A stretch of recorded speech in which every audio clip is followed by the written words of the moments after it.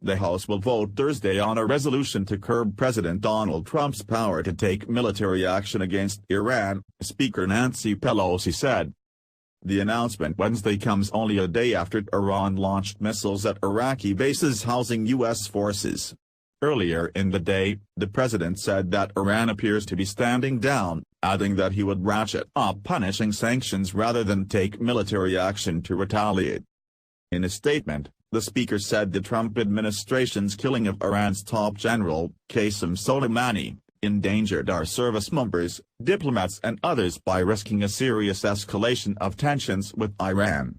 Pelosi added that some members of Congress have serious, urgent concerns about the president's strategy, which the administration did not assuage with the Wednesday briefing or its insufficient notification of the strike to Congress under the War Powers Act.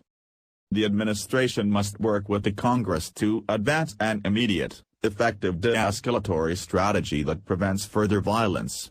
America and the world cannot afford war, Pelosi said in announcing the vote on the War Powers resolution, led by Representative Elisa Slotkin, Democrat Michigan. The House could also consider two separate measures to repeal the 2002 authorization for the use of military force for the Iraq War and to bar funding for military action against Iran not approved by Congress, Pelosi said. Reps. Barbara Lee, Democrat California, and Ro Khanna, Democrat California, respectively, introduced those bills.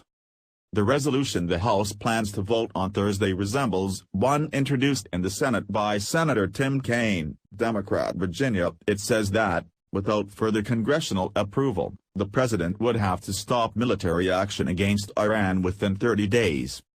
The measure could have a tough time passing the Republican-held Senate. The GOP has broadly supported the Trump administration's decision to kill Soleimani and warned limiting Trump's powers could hamstring the U.S. military response at a critical time. The resolution reflects an ongoing push by Democratic lawmakers to reassert Congress' power to declare war. Pelosi said Wednesday that the White House carried out the strike to kill Soleimani without consulting Congress. Congressional Democrats have also expressed skepticism about the Trump administration's assertion that Soleimani was planning an imminent attack on Americans, even after the Wednesday briefing. On Tuesday, Secretary of Defense Mark Esper said, "We are not looking to start a war with Iran, but we are prepared to finish one."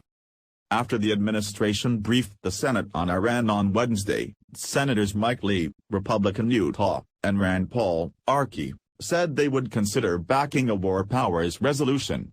Lee called it probably the worst briefing I've seen, at least on a military issue, in the 9 years I've served in the United States Senate. He criticized the administration for cutting off the briefing after 75 minutes and for apparently giving vague answers about the justification for military force against Iran.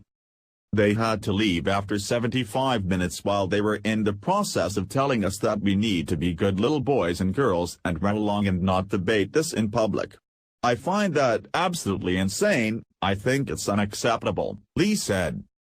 Both Lee and Paul have bucked their party on issues of executive power to take military action.